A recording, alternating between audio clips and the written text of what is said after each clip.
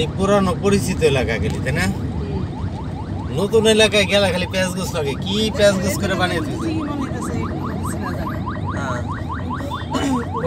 আমার ওই সাইড গেলে আমার আমি রাস্তায় সিলিক কম ওই সাইড ঢুকলো নিতেছে না কিছু। এরপরে আবার ওই যে মানিকগঞ্জে গেলে বুঝছো না, ওরা কি বইলা দেওয়া যাবে না? না বইলা দিতে আমরা নিজেরা কিনে আনবো আই না, বইলা দিলে আর কোনোদিন কিনতেই দেব না। ওরা যদি কিনা রাখবি, রাখলে পরে নিয়ে যাবে।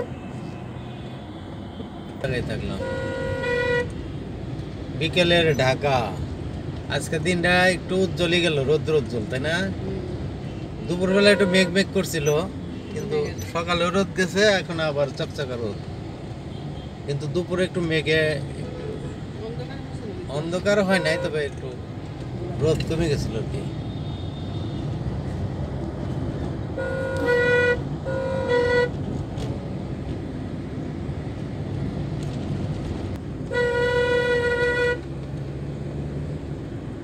এই যে বাম দিকে হিমালয়ের কলেজ পড়তো এখানে।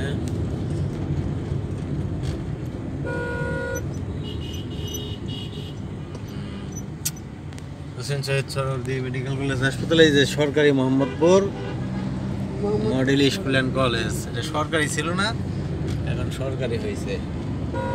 আমার ছেলেটা এখানে এসে ভর্তি হয়েছিল।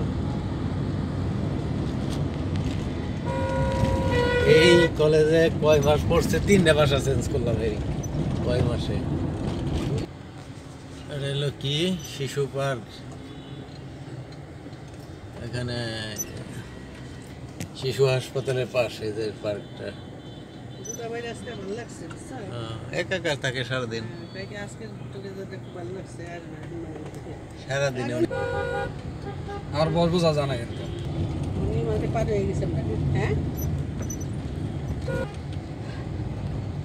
ছেলে দুইটা বিয়ে করতে চাইলাম, করতে দিল না। দুই দিকে টানা নিয়ে বেড়া যায়। দেখা যাইতেছে চকচকা সূর্য উঠছে। আজকে যে সূর্যটা উঠছে না, এটা চকচক করতেছে। আমি ফোন দেওয়ার পরে ঢাকায় আজকে ঘুরে গেলাম, বকাই না ঘুরে এলাম, বকাই তো কাছে বকাটা দিলাম না, ঠিক একটা বকা দিতে আমারে। ঢাকা শহরে এইভাবে কত এসে লাগাইছি। কুরবানি চলে গেছে প্রায় 1 সপ্তাহ। আর 6000 টাকা দামে লাগে মানুষ মাত্র শুরু করছে আর ঢাকায় আসতে, কিন্তু এখনো ঢাকা শহরে চলাফেরা করে খুব স্বাচ্ছন্দ্য বোধ লোক আছে বকাটা দেই না।